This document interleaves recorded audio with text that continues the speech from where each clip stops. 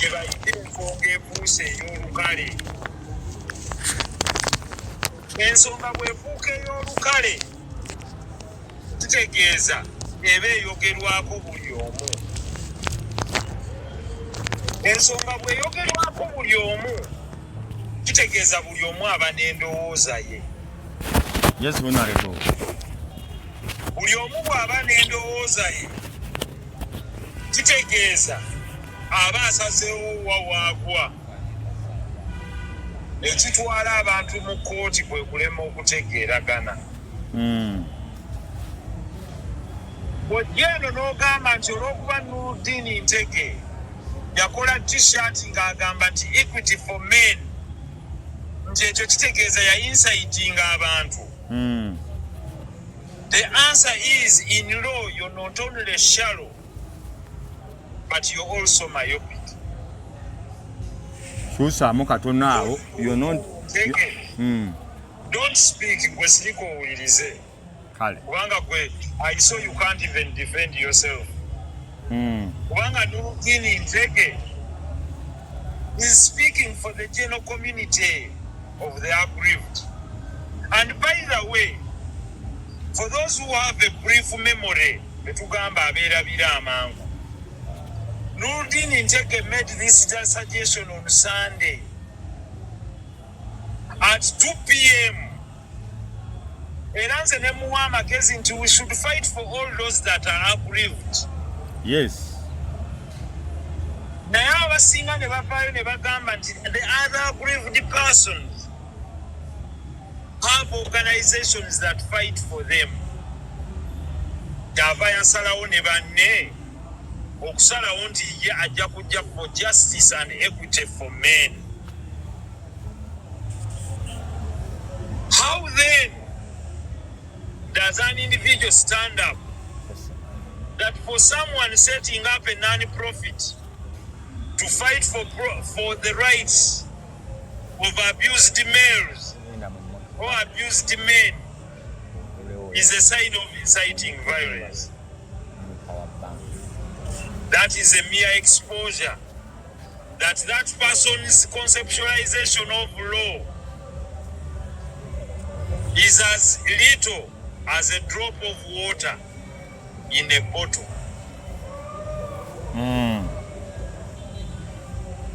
Kyova olaba nti n'ensi eno egira n'etusengeka. Ensi eno emanyi ani gweyinza okuggyako ekigambo n'ani gwetayinza kuggyako kigambo. That is why when some people speak, they are considered as jokers. I even heard some people saying, how can a politician join this matter? I only need to laugh at some. But this politician is a lawyer. And he gives wise counsel to people all the time. Either they are new to social media or they are social climbers. Nti bwe nnaayogera ku linnya Nsereko nange nenfuna abampulira. Some are even empty. Tamanyi kyayogerako. Some are people we found stranded and helped in person.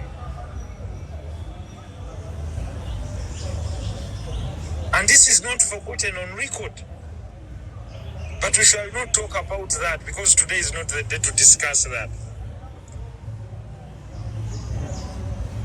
One, what do they call incitement of violence?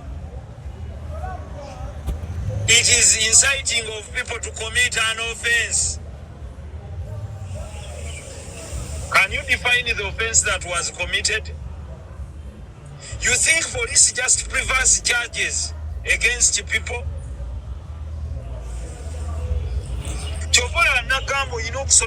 Don't even engage in such discussions.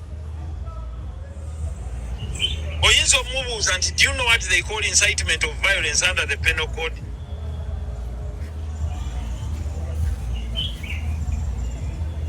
Do you know what violence is?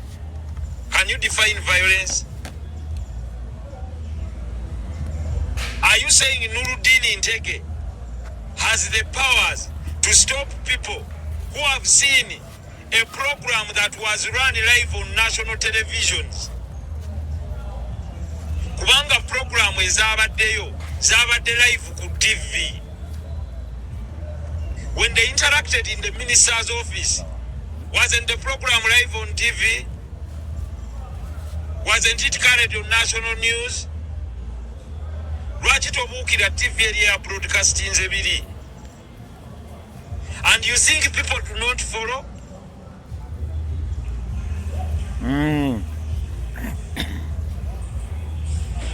Now, if there is anyone who assaulted her, two, verbally abused her, that is wrong. Era nakugambye kulo. She can go and complain against that person, and the case can be open. But not to send Nuruddin Intege because of his opinions. Now people are intimidating me.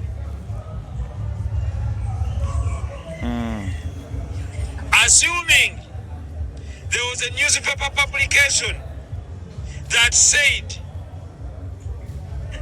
Haji Latif or Haji Nuruddin Intege caught stealing. Nensinkana abantu. Nebaga none engeri gyali Haji bonna babbi. Can I sue that newspaper for inciting violence? Haven't you heard people abali kuno abamu, including some nti oyo yakoze bwatyo kuba obusiraamu bubagamba tebaziza? Yes. First of all, nga kyayogera kikyamu, gwakyogerako mukyamu, Bobye baagala ebyo. nekyayogera mu circumstances is wrong. Because we are not discussing a particular religion. You're discussing a particular matter. Therefore, they who say they do not want to talk about the case agreed 100%. Why are they here talking about the case? The same matter. So, Boba Kolechimu, keep quiet. Continue with what you're doing. If you think Nuruddin to say is fighting for men, Chikunyize is a form of intimidation to you. Take away Jibina now Gamba to fight for women. Enjeye Nuruddin agambe kati nze ngenda kulwanirira bakadde. Omulala agambe ngenda kulwanirira bazimbi. Omulala agambe ngenda kulwanirira batembeeyi.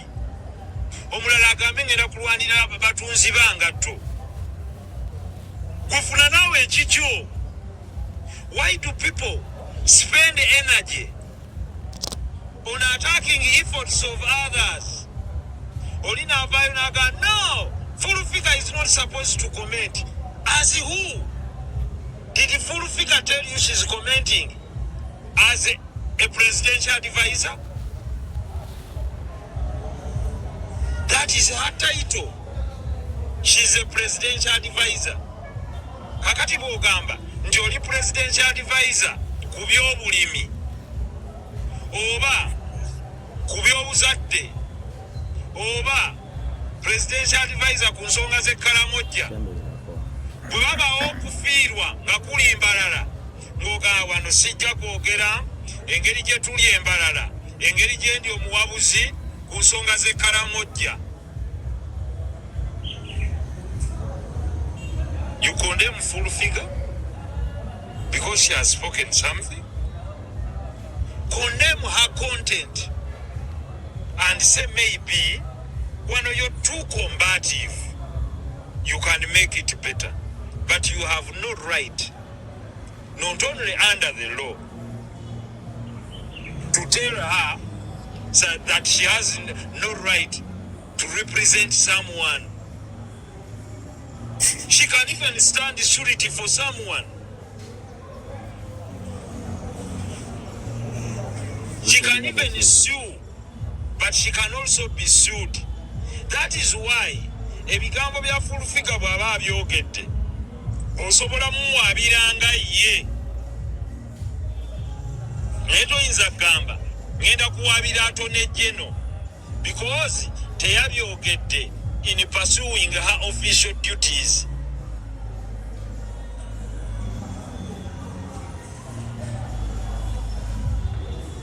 Nekwe kambabuulire omanyi lwaki reason mulimu abaayita ennyo mu bibiina abalala ne bagamba yali wa munguuba kyo yayitamu buyisi. Because what we are talking about, you have no right. You have a right to comment. No one has stopped you. But you have no bigger right to say this person cannot comment because I'm so and so. Fine, you're so and so, you have those big titles, you have that big ego, but you have no right to tell her,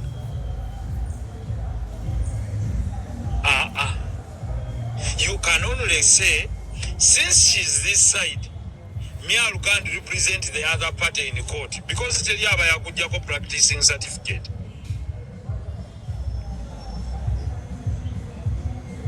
Therefore, let no one intimidate you by saying because someone was confronted by people somewhere that is you incited violence. That's rubbish. This has been out in the public domain. Did you ever say that it was Omuntu ono Mugambe Bwoti and that person produced that clip? You've never said it.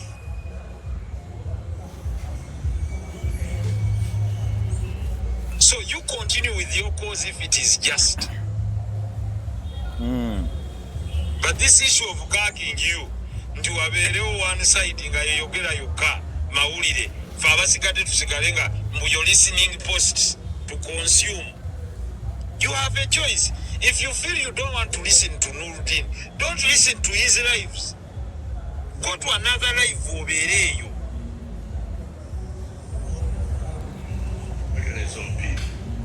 Nesebo waliwo n'abaagala mbu tuboogereko.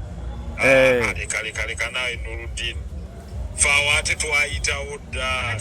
Olaba honorable kati tuli ku live nze nange ndi ku live naye era mu comment mulimu abagamba Maama Fiina ebyo tabiwulira byoyogera tamanyi luzungu wemba sirumanyi lukwatira kugwa.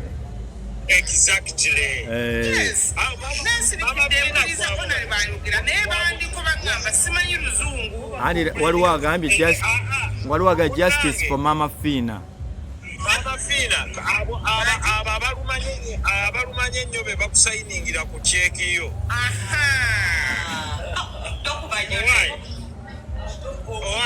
Abalumanye ennyo kyekibasuuza mu myala. Be bakwogerera ne ku passport office be basoma ne pulaani z'enjuuyo. Era be bakwata empapula z'okujuzaamu abaana bange okusomera e Bulaaya n'embeera nga nza ali ku mpapula z'abaana bange be bakola ku byonna. Maama Fiina weetuulire. Omanyi lwaki njagala weetuulire? Owaayi. Pulezidenti w'e China tayogera Luzungu mu nkiiko. Naye pulezidenti ow'ensi nga Kenya ayogera Oluzungu lungi. Ani awulaani? Oli atalumanyi. Abasajja b'e Saudi Arabia ogenda okubatuukako newankubadde balumanyi bakuddamu mu Luwarabu. Naye osanga bazze kwewola nga bali mu layini mpola. Kaakati kituufu Maama Fiina lulimi ayinza okuba talumanyi nnyo naye naffe tumwenyumirizaamu nti Oluganda alumanyi. Kaakati ffe katukusiimeko ekyo kubanga singa ogamba omuntu wano ajja agereyongereza Oluganda 10 bayinza okuba nga tebaliiwo bazisobola. Naye ku Luzungu lwolwo olutono lwe bagamba lw'osobodde okutambulamu ensi zonna n'okumanyika nabo okubeera wano nga bawuliriza ku Maama Fiina.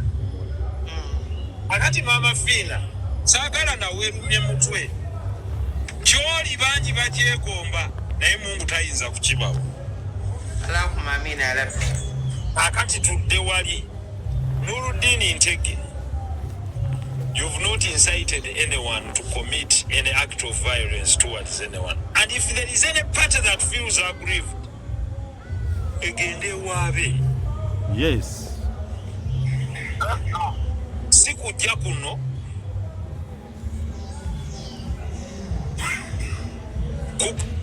owulira, so njagala okkirize weetaaye yogera ku nsonga zo. Waliwo ne gwe mpulidde ng'akubuuza nti ate oyogerera ki ku nsonga z'ebyapa, sikko wabitumiza. Naawe kyolaba ku TV kyoyogerako, ate teri tteeka ligaana kwogera ku nsonga ya byapa. Bo bwe bawulira nti nga gwe kyoyogerako kiraakinga substance, bakole kimu gwe tebakuwuliriza. That is why we have what we call the rational measure for choice. Nti bw'otuuka ku mmere nga ya buffet, olondawo nti nze sirya balugu, sirya ndaggu, sirya ntula, sirya kino, omulala ye n'ali ekyo. Mu nsi buli omu tagenda kukola buli mulala kyakola. Naye gwe bw'oba owulira oli tomusiimye, gwe yawukana naye, gw'okola ebibyo ebirungi by'oyita nti bye birungi, abanaakusiima naawe batambule naawe. So olwaleero we twogerera wano, abantu n'abantu abali kuno olw'ensonga abo be bali ready to consume what you say. Era tetukaka kuliko live eziwera n'ebibiri kuki eryo nalyo ddembe lyabo abanyumya na ku bya mupiira. Kakati oli bw'aba awulira ng'alina great contribution tugeze nga munnamateeka ekkooti eri wali, naye abantu bwe baba batuyise wano oli n'akwebuuza koona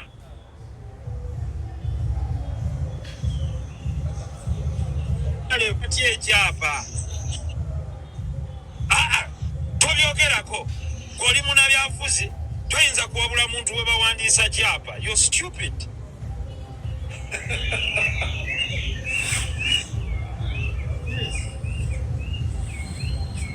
Honorable omulala yajja n'ambuuza, Honorable wamma bwe kiba singa waliwo omuntu yenna nga yatwala ennyumba yaffe oba nga baagitwala ne batatukompeseetinga, etteeka ku landiriro lyogera litya ne ku compensation, compulsory acquisition of property? Oli n'avaira oyogera otya ku by'amateeka? Oli munnabyabufuzi. How do I even oyo omuntu olowooza njagala mutaaminga engagi?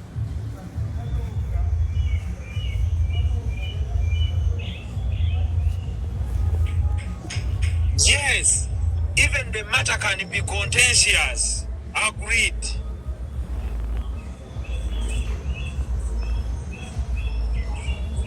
But you cannot say olw'okuba kati g'ogirabye nti kitulekere ffe tugyogereko, kuba gwe engeri gy'oli nti oli mukulembeze wekka nti ffe ojja twawulamu.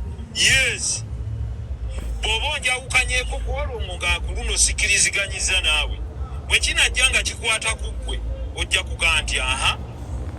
Naye tubeera kuno lwakuba ndowooza abantu abamu bapya. Omuntu najja naggaawo Honorable tulina omusango gwaffe guli mu bya ttaka, ndowooza obeerako bulijjo. Honorable nga mukyala Winnie Nganda nagga nti baatubbira ettaka, naye omusango gye guli baŋŋamba ŋŋende ate mbembu sijja kwogerako, okwo guli mu kkooti. Naye n'aleeta omutwe gwe awanza amagezi nga tonnaba kuwanze magezi. Sooka obale agagugenkana ki obungi gwe gw'otoolako owenze. Kuba bw'oba oyagala okumpa amagezi sooka opime ku gago ogambe nzi naye nze nnyina genkana ki agagenda okuwa kwona agage. Kuba okugaba olina okusooka okulowooza ku kyotoolako. ky'oba okola bw'oba oyina eyakuwa n'agamba nti wabula nze toola ku kaga amatono ogatte ku gooli omuwabule naye ate ojja owabule nze ndowooza nnyina agammala. Therefore, Nuruddin Ntege, my brother. Yes. Without cast of doubt or fear. Eh? Yes. Ebikolwa byonna tebikolwa era tebijajingibwa Roman statements weya okujjako nga tutunuulidde ekigendererwa. You've not done anything with the intention to create harm to anyone. Yes. No. You're here to spread awareness. Era abantu abajja ku live yo bebakanya ne bagatujja kukiwagira. Nze era ojjukira nakugamba ntya nze nakuwabula ntya. Wangamba obwenkanya mu busabire sayidi zombi abakyala n'abaami. Nze ne nkugamba nti nedda abakyala balina ebitongole bingi ebibabeereddewo omusajja talina ddoboozi. In fact twasooka kukyogera gwe notasooka kukkaanya olwaddako n'ofuna omuntu awo gwalina nagamba naye nsula mu mmotoka nsula bwe nti bw'aba Nuruddin yakikoze n'okamawo n'oŋŋamba bwe kiba bwe kityo kirabika abantu gye bali bangi abanyigirizibwa. Akati n'otunuulira omuntu ayimirira ajja akange gwe tebakola bwe bakutwala bamanye nti wendi nnyo tebamala na budde banguwe badduke mangu wendi nnyo. Andi bali balowooza amateeka wendi nnyo olina n'ettiimu y'abalooya abalala 8 ate ababo bajja kwekubyamu emirundi 10 oba bakiwulire ekyo kuba gye basajja tebabimanyi.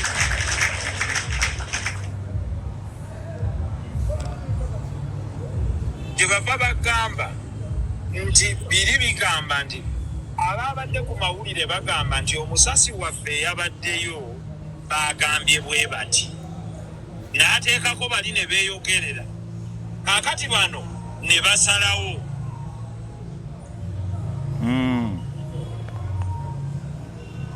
Eyo public reaction.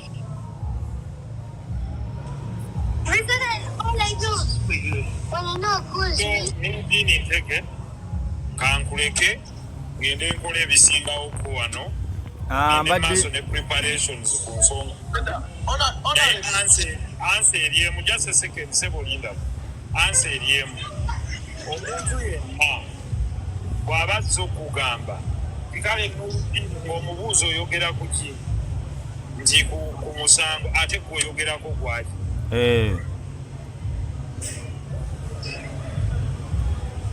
Nti gwe Nuruddin oli influencer gwe n'omubuuza ate gw'oli ki.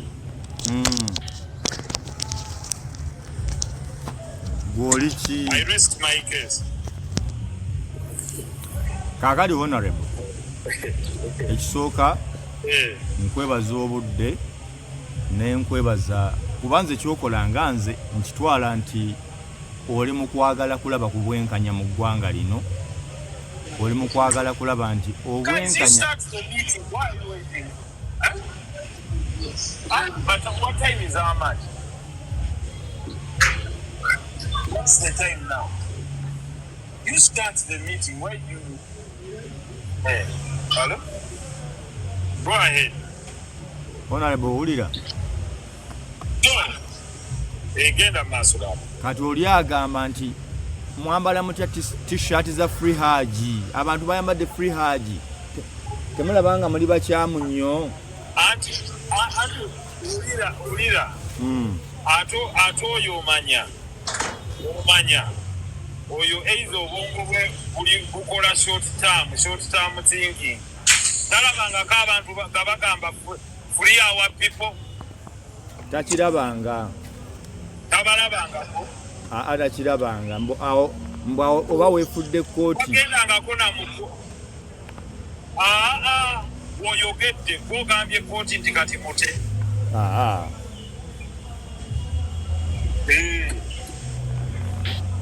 Era ekyo nakyo tekirina ttabu. Kaakati nabo bawandiike eyaabwe ng'eyogera ekiri opposite. Definitely. Hajat Mariam wana. Teri abataano. Their word should not be kwe gy'owandiise. Wale yaabwe ebeere nti bo bawandiike ebyabwe nga bingi. Okay. Nkutegedde honorable. Era campaign ekisooka by the honorable wali wonsanze bituufu bibaddewo. Tuli bwe byabaggwako basooka kunyiikira nze naye nze baabo boomala bu. Kati ne baayo kati bayiikidde mu olunaavaawo baba bayiikira bano bagoberezi bo. Kale twalabye ne gundi nedda ekintu kimu Nuruddin ye kyabasaba kiri kimu. Leeta bujulizi totuwoganira. Teeka bujulizi ku mmeeza tudda mu kutukaayana nsonga yonna. Twagala kimu. Ky'obadde osaba. Kyensaba kyokka. Buli aloopa mu Uganda bw'osaba kimu bwe bw'oba osaba equity teeka bujulizi ku mmeeza genda weebaka otulo. Bakusalira amazima. Okitegedde. Hajati. Wanji. Assalamu alaikum. Walaikum salam wa Hajati Mariam, how are you? Kamkuleke kambaleke mugira mu dunya. Todduka twagala kubuuzaayo ekibuuzo kimu todduka honorable. Kale mumbuuze ate nze nsaba kubuuzaako webale nnyo. Believing that everybody deserves to be given justice, and the only entities mandated to do that are the courts of law.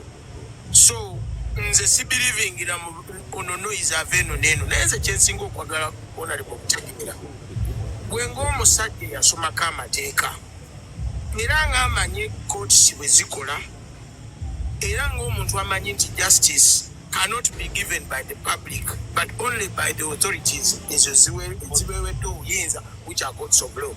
Was it in order for you to come out in your own words? Nze ku audio gye nawulira mpozi ng'onaadinayinga nti teyali. Naawe buuza Luganda kuno kuliko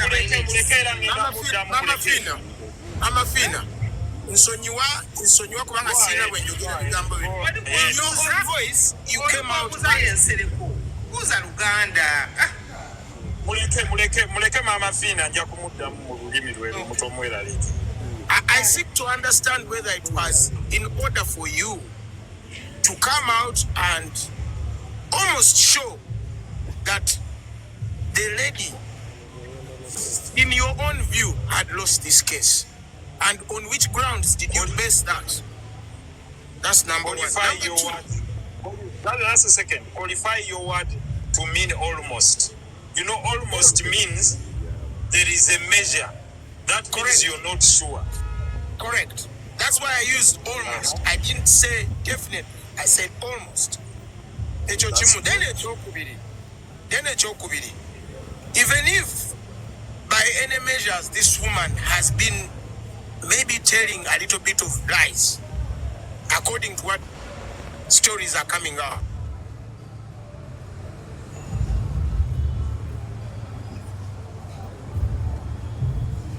Molested or defiled, do you think she deserves to be heard or she deserves to be punished by the public? Can I respond to you now? Yeah, you can respond. I'll start from the latter. Does she deserve the right to be heard? Of course. Article 28 of the Constitution. You understand? The right to hearing is to everyone. The right to be heard is enshrined in our Constitution. Every person who has a complaint, or who feels aggrieved, can petition court to be heard. And therefore I agree, definitely she has all the right to be heard. Just Just like the accused has the right to be heard. Do you also agree? I definitely started by saying that both parties deserve justice, or the three parties in that case deserve justice. Thank you very much.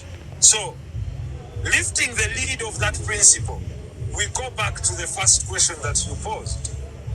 One, as to whether you think that I had given judgment to her.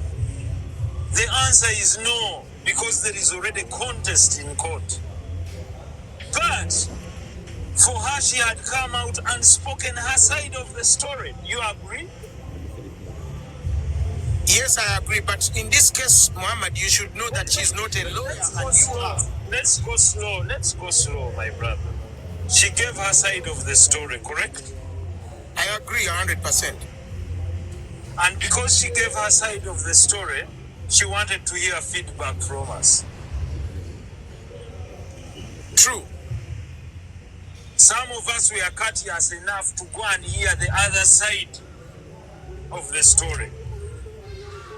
Correct. Have you made that effort to do that? I have made that effort to do that through the different channels that I trust, Nordin being one of them, who gave us the second version of the story. My contest is Muhammad. Thank you. My contest is honorable. Let me finish, my brother. So, she gave us a side of the story. I had the other side of the story. And clearly, I came out and gave the other side of the version that I had. And can I tell you without fear or favor, I took the side to defend. And that is your right. Opinion, it is your right to do that. Thank you very much. And after that, I got the instructions to defend.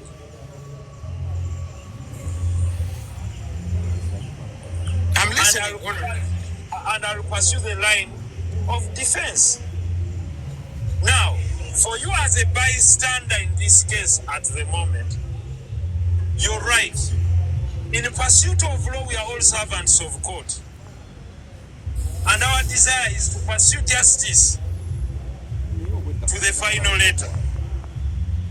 In pursuit of justice, we want justice not only to be seen to be done, but also to be what?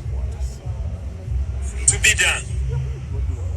Therefore, justice to the victim, justice to the complainant, and justice to the accused. And how do you dig out justice? I hope you have some level of knowledge in law, or you providing evidence, concrete evidence. By providing what? Concrete evidence. I thank you for that opinion. And what we are waiting for is evidence. Continuing, on Monday I was in court. And that's what they exactly said. That we are in short of evidence, we are still gathering more. All right? And what we proceeded to do is to file the bail application, which is set for hearing on Monday, on the 4th of November. So we are not passing judgment towards her. We are trying to enforce the rights of the accused at the moment. Do we have the right to apply for bail in High Court? Yes, you do. But Muhammad, my contest is in the emphasis that you said, debating the people who were against or who were propagating their views in support of the lady. You came out vehemently and said, as a lawyer and one of the professionals that I know who have practiced law for some time, don't you think that you showed interest in this case already? But that's what I've told you, my brother, the great. I have told you that I decided to defend. By telling you that I've decided to defend, then there is another side that talks that it will prosecute. So that's not a question. We're muting. We're engaging in legal language. So there is one who has decided to defend, and another one has decided to prosecute. Unfortunately, you believe also that is why a matter is in court, because there is a contest. And the contest is in both opinion and in fact. And not only in fact, but there is also a dispute in law. And that's what takes us to a lower court. To argue facts, to argue law, and to argue opinion. And the reason is that you either persuade one based on the evidence that you have if you're the prosecution to prove your case and prosecute it beyond reasonable doubt. And what we have to do, Mr. the Great, I'm sorry I don't know your other name, what we have to do is that we only have to prepare our defense. Now what happens is what is ensuing in the public. What is ensuing in the public is that the media has continued to carry on the story. And the story, unfortunately, goes beyond what is in the domain of court, which is defilement. It has gone into fraud, it has gone into the other crimes. And that is not within my jurisdiction. If the minister in charge of children affairs and the minister in charge of youth and children affairs, in his own wisdom, said he would call the families of the other gentleman and the lady and put them on camera to argue their case, that has nothing to do with me. What I'm most interested in is, do you have some evidence that you're bringing forward? Probably.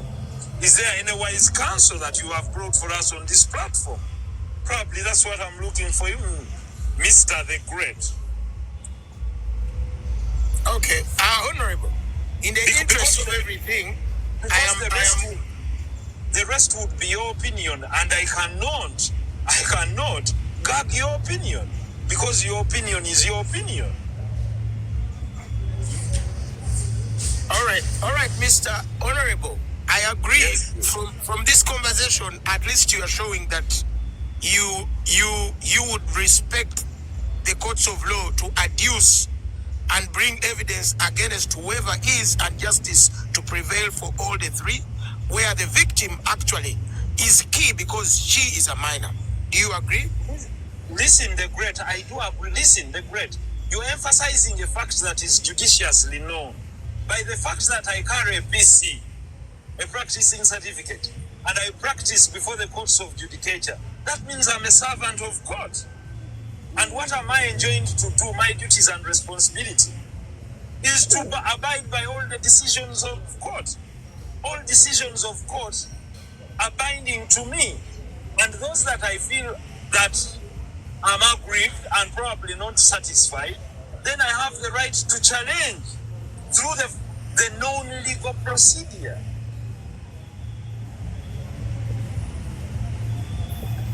Okay, Honorable, at least I have understood you from my perspective. I was wondering and thinking. Thank you very much for your opinion. I would like to really thank you. You've expressed your opinion, and thank you for understanding me. Most obliged. Thank you for also giving me an opportunity to speak to you. Gracias. Gracias. Prego. Debbie Lavis. Abalala. Debbie Lavis. Mama Honorable. Honorable Mama Fiina wabadde omusuubiza okutemaatema naye takoleddwa justice. Mama Fiina mbadde nti ngenda nga wali mu Luganda batulese ebbali nze ne Mama Fiina. Mama Fiina ye yabagaka sasa ininga cheke ye. Olira Mama Fiina. Abo balina kulinda ng'ogenze mu kkooti babakusasule. Nedda naye kaakati wali we tubadde mu tusaasiro badde tuwaanyisiganya lulimi luli. And you're too good to be true. Wano waliwo aligamba mbw atunda t-shirt za Mama Fiina. Mbw atunda t-shirt za abadde bana ayetaaga okumanya naye Mama Fiina needs justice. Mwe temusobola kwogera luzungu olwo lukambwe bweru.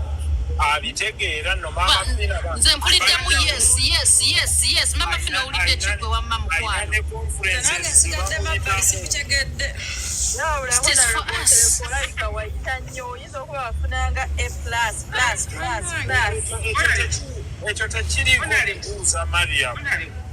It is like I was campaigning to be a president of America. I was saying again, so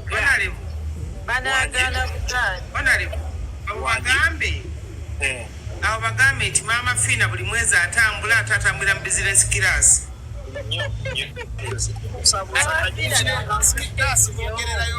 Maama Fiina amanyi oluzungu. Linda akoze great mu business class. Boogera lusente si lulimi. I know.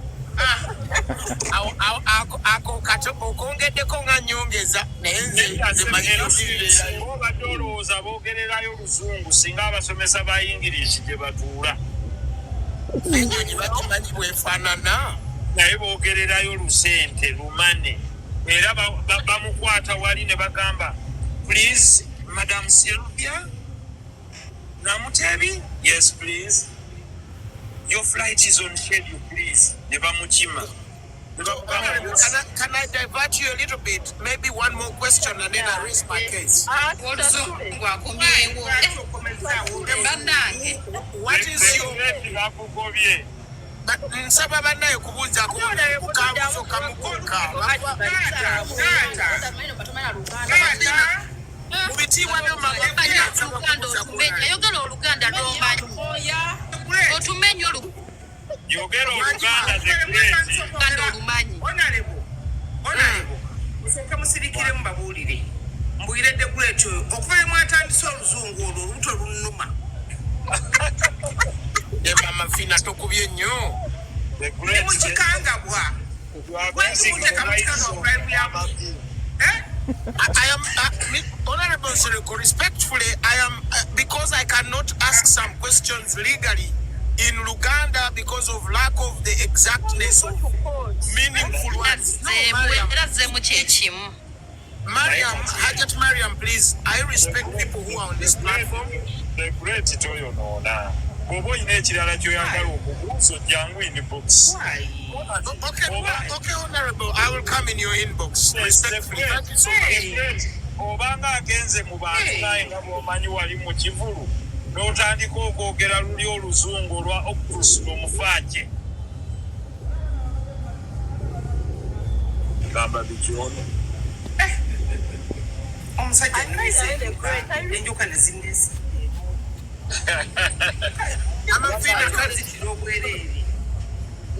Amafiina tusonyiwa okwogera oluzungu naye oluusi Oluganda lutulema okuvuunula ebigambo ebisobola okubuuza kati ate ekibuuzo nekyonooneka. Kigambo kyekinakulema penetration. Mu Luganda penetration ng'okyogera mu Luganda okyogera otya? Maama Fiina teyakategera. Bajja kuyamba togenda mu merits za case jekaawo gogimanyi. By the way, I invite you to be an observer in one of these cases. Oba genda okoleyoko ku proponents and defilement nalabye bangi nnyo. Mbadde nina kyensaba. Mbadde nsaba kubeera present ku lunaku lwa kooti olwo. Kati nga mbadde nsaba honorable akwate ekisinde ekigulirayo debit ticket abeerewo nga new gundi student ayagala okujoyininga amateeka gundi no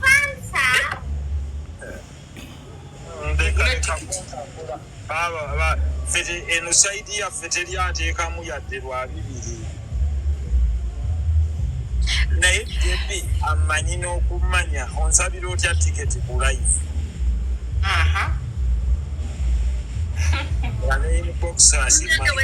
wetuyise ebyaffe byonna ate njagala neeketesitali nze badde nsaba maama wange maama w'abenkima ne Honorable Nsereko mukikwasaganyako ku lunaku olwo. Ekyo kiba kyalakizyaleka tusooke tuyambe abali obubi tukuteeke mu miliyoni kujja bulabi bulaba musango.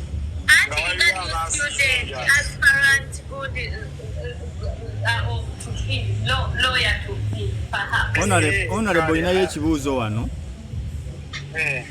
Tendo Yanza mwami Ntege. Bakuzaako bannyabo ne baseba bali wano. Mwami Ntege. Mbadde nsaba mukyala Ttendo oyo asooka yeetondera obusiraamu kubanga obwedda ndaba komenti ze genda kwetonda kubanga era ekibuuzo kyange era ngenda kukiddamu nnyabo. No, you have to concentrate. You have to concentrate on what you're supporting. Maria muleke. Muleke Maria. Nzize kubuuza. Mugenda kutyoboola busiraamu muconcentrating ku musango gwammwe. Maria musooka omuleke. Amulabe bwafaanana Ttendo. Bwatyo ne ku live endala. Obusiraamu aboogerako ki Ttendo? Nze siina kyenjogera ku busiraamu. Ebibuuzo byange biri bibiri. Badde nsaba bibuuza Honorable Nsereko. Onzikiriza sebo nkubuuza ebibuuzo byange. Amabuuzo oli wadde nga ate nkugaana nze. Yanziza sebo. Ekisooka nsaba okubuuza. Oli musiraamu oba oli practicing musiraamu? Kantandikire ku ekyo nange nkikusomese. Yes sebo. Naawe oli ready okuyiga? Yes sebo. Kaakati omusiraamu anti nkuyigiriza omusiraamu. Nzi musiraamu. Oli musiraamu kati ekyo kizeemu kati practicing musiraamu yaani ewuwo yakola atya?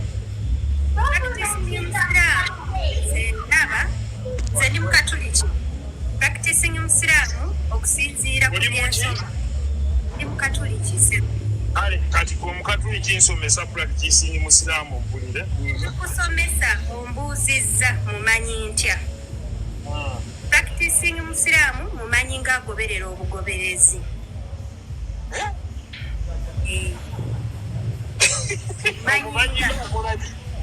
Ng'agoberera obugoberezi. Eddiini egamba. Nga just follower. Ate omusiraamu. Luganda kati mu Luzungu saagala nkikatirize nti kyekyo. Kale ogamba practicing. Nebuuza kati buuza ekibuuzo kyo. Muleke nze mwongedde abuuza nze. Ogambye practicing musiraamu yagoberera obuki? Nze mumanyi nga nze. Gwe nga Ttendo. Nze nga Ttendo. Akati ate omusiraamu.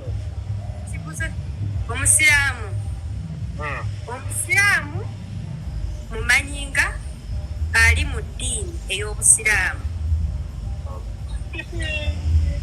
Asooka agende mu maaso Honorable, muleke agende mu maaso. Genda mu maaso Ttendo. Kati ekibuuzo kyange ssebo kiri bwe kiti. In reference ku musango oguliwo kati buli omu wakubaganyizaako ebirowoozo. Nandyagadde scooping up n'ekibuuzo kyange ndi relating era with all due respect nsaba nkubuuze nti abaami abasiraamu bakkirizibwa okwebaka oba omwami omusiraamu akkirizibwa okwebaka ku mwana omuwala awezezza emyaka 14 ng'era kigambibwa nti oba it is well known nti mu sharia law yammwe abasiraamu kikkirizibwa. Ekyo ekibuuzo kyange ssebo. Nkuyambe nkuddemu. Yes ssebo. Omusiraamu yenna afugibwa amateeka agasooka aga Qur'ani, hadisi, then ne gye tuyita ijima oba kiyasi. Then ebisengekebwa by'aba ulama. Teri mu mateeka gaffe wonna we gagamba nti togonderanga amateeka ag'ensi n'ekitundu mw'oli. Gondera abakukulembera kwe kugondera amateeka ag'ensi mw'eri.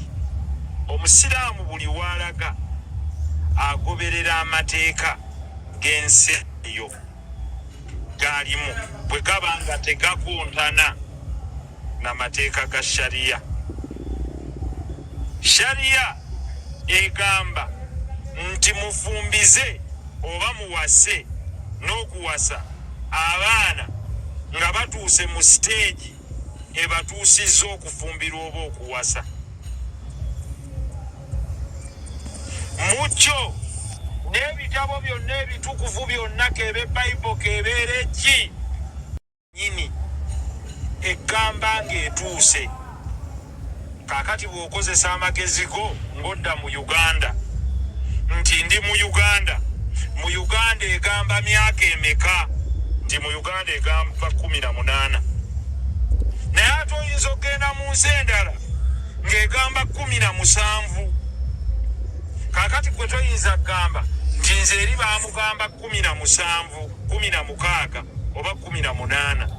So nga ate waliyo n'ensi ezimu ezigamba 21. Kati gondera amateeka g'ensi eyo awo wooli.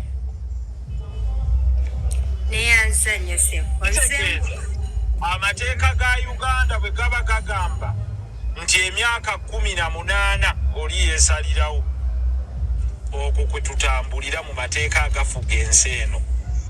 Kubanga constitution ya Uganda teri tteeka ligiri abaavu ng'oli munna-Uganda. Newankubadde eyogera ku freedoms ng'omuli freedom of worship, naye ate era yemu constitution egamba ndoza mu article 2 bw'abaawo etteeka lyonna eririyo eryo mu bitabo ebirala nga likontana ne lino, kitegeeza etteeka eryo liba kye bayita ultra-virus, libeera liri mu kontana ne lino constitution supreme.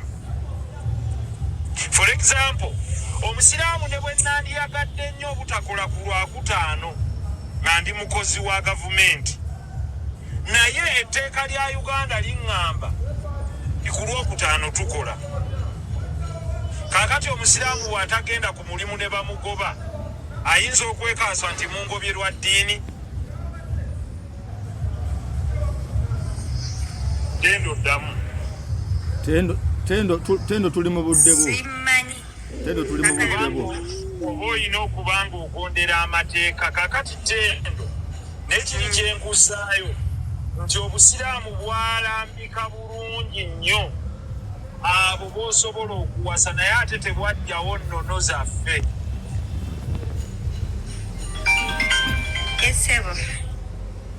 Era bw'oba otasobola kuwasa oba kuganza, ye mwana owuwo oba omwana owa mukyalawo oba omwana ow'omwami wo oba omwana atanneetuuka.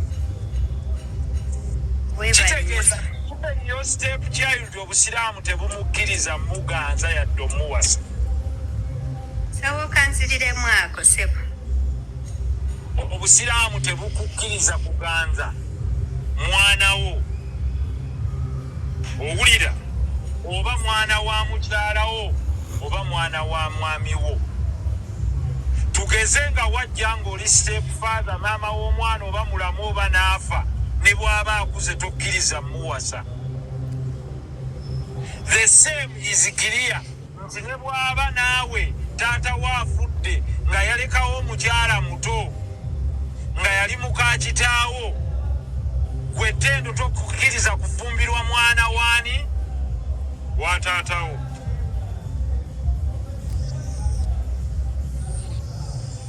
Ebyo byonna bifa olinga mu bye tuyita incest, okulya mu b'eŋŋanda bo. Kaakati Tendo obusiraamu obusonyiye by'obadde obwogerako. Puliisi gwe bwana Nuruddin njagala osembinga ebibuuzo byo bwamukola ki obusiraamu? Ku byabadde abwogerako kati ategedde tagenda kuddamu kwogera byabadde ayogeranga. Ayogerera bino byonna byayogera. Ekibuuzo mwami Nsereko gye kivudde we wano. Badde nina live gye mbaddeko. musiraamu munnammwe n'agamba era yakikootinze obulungi yes nti omusango guno gwe tulimu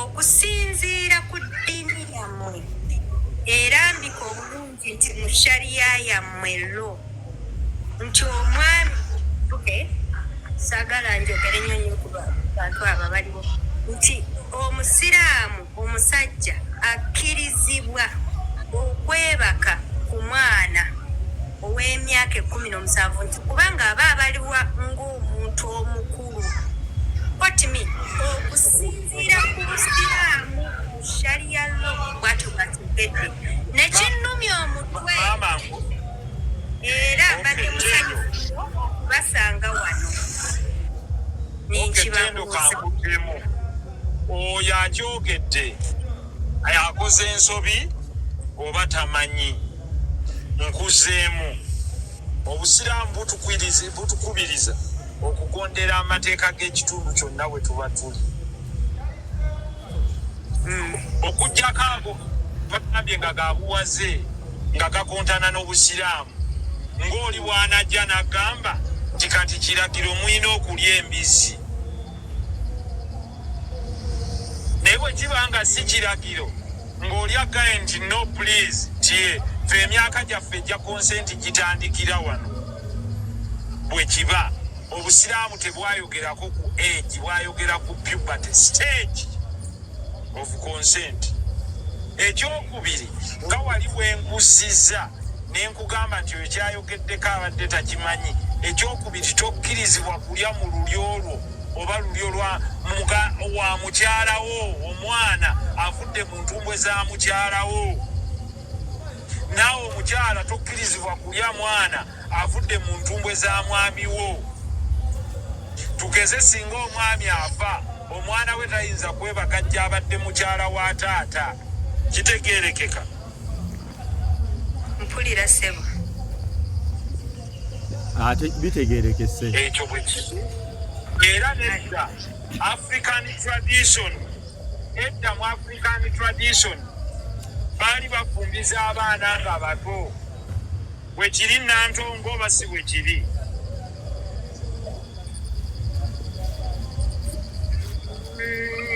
nakola divu fo simanyi sebo kyogamba batandikira kugwe okuzaala mu kika ewammwe tekyali ekika kyammwe kyatandikira kugwe nkugambye mu byafaayo kasitomalire kyobola bwe twali tuleeta eka eryo twagamba addressing the past injustices in our culture and traditions kuba byaliwo ne mu buwangwa bwaffe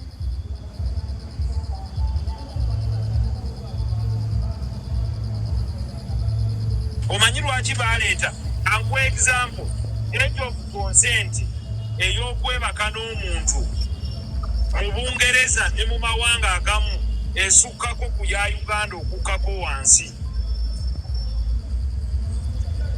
naye eya Uganda twagiteeka ku 18 bwenkalejinga abaana abawala okusigala mu ssomero baleke ku dropping out. Understood very well. Era engeri gye wakola divinity ogambye wakola divinity paper ki instead of 3 eyo gy'obadde ontwala nakola forcible kaakati divinity wasoma ku Bible si bwe kiri nagezaako wagezaako osobola okunkotingira wonna Bible we yayogera ku myaka gy'okufumbirwa teyina bati addressinga nti omuntu omukulu kaakati ki kye baayitanga omuntu omukulu awo tandika okunnyonnyolawo okusinziira ku ntegere basing on what eno society gye tulimu oba eyedda tebaasomanga kaakati bo okusinziira ku Bible ti ate eyo era bw'ogimbuuzaako oba onziza mu 3 ate gye nkugambye esimanyi engeri gyotaasoma pepa 3 kale webale ttendo kale nange neyanziza kankusomereyo ensi ezimu owulire age majority age age of consent. Akiridde.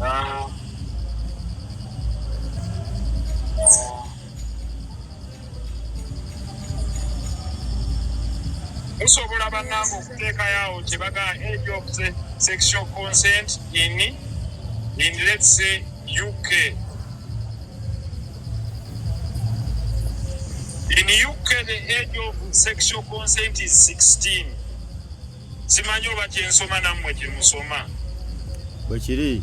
However, there are exceptions to this rule. It is illegal for anyone in a position of trust to have sexual contact with anyone aged 17 who is in their care. Okitegeera? Muyinza okuteekawo awo ensi ezimu ne age ezaabwe oteekako sexual consent oba n'ogamba in Malawi.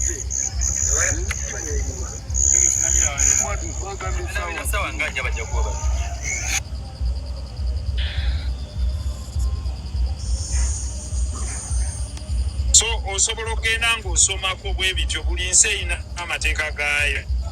Bannaye mwebale nnyo mwebalire ddala Canada onagambye 16 naye walala bwe bityo. Nedda baaba onagambye Saudi Arabia tolimba. Oleka ate kujuliza. Waliwo agambye Philippines myaka 12, Comoros 13.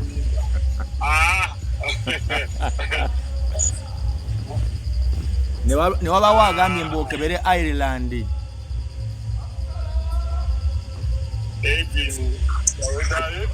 Ireland.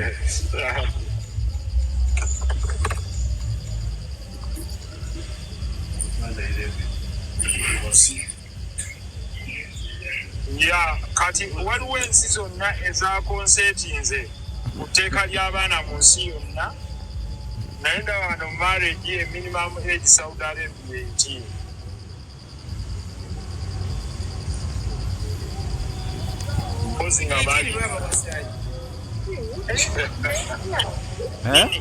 Bagamba minimum. Bannaye kamberekereze enkola emirala mbaagala nnyo Katonda abankumi. Honorable tweyanziza nnyo. Wanaabeerawo oluzungu akaze okomewo. Nti beera kumpi ng'owulira. Muyite ono waliwo We Africa ne Hajat Mariam. We Africa bamutuleetereko bambi naye ayogereko gye tuli naye maama w'oluzungu ojangu gwe Africa kozesa Luganda. Mama Fiina salamu alaikum.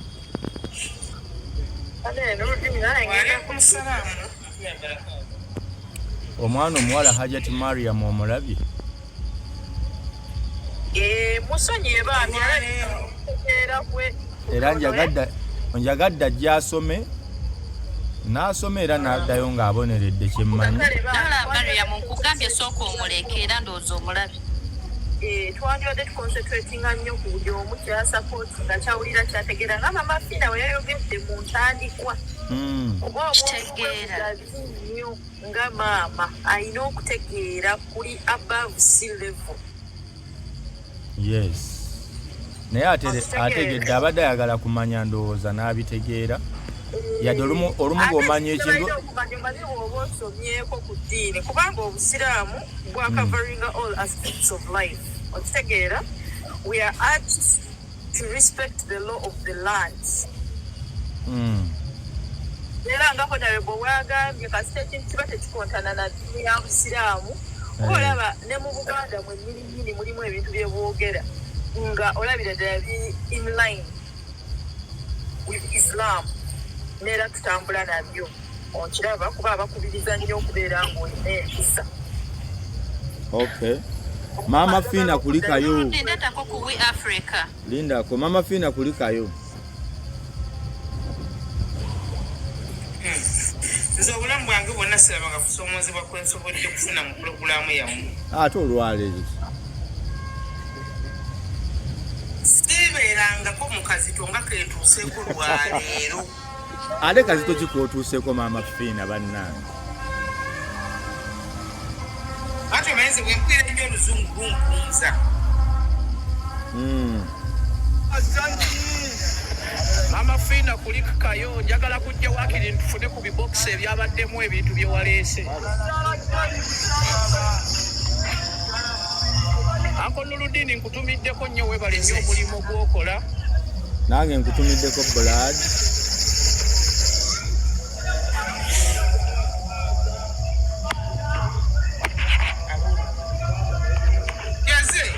Wanji Maama Fiina. Wanji Nyamukeri oba bwati mu Uganda wa.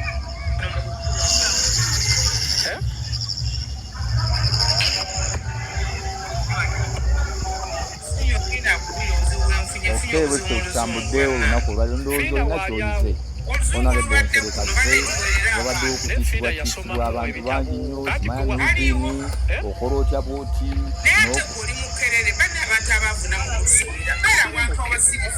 Siri mukerere mukama wange. Naye banayo so n'ensonga eyo kambasiibulire bano bakwano nkyabawa tukyabatuusaako ensonga zino tuli ku justice for men. Justice for men ndi ku kintu kimu kulaba nga abasajja nabo bafuna obwenzi. Sigamba nti omusajja bw'akwata tabaako kyaba akolebwa bamuvunana, naye etteeka likoleki ligobererwe okunoonyereza kubeerewo omuntu asingibwa omusango nga kituufu akolaki asingiddwa. N'abakazi baba asobezza era bamukalirizimu tishaati nzitunda abenegata ku kibiina ekyo mbeetaaga ennamba yeeyo 070 55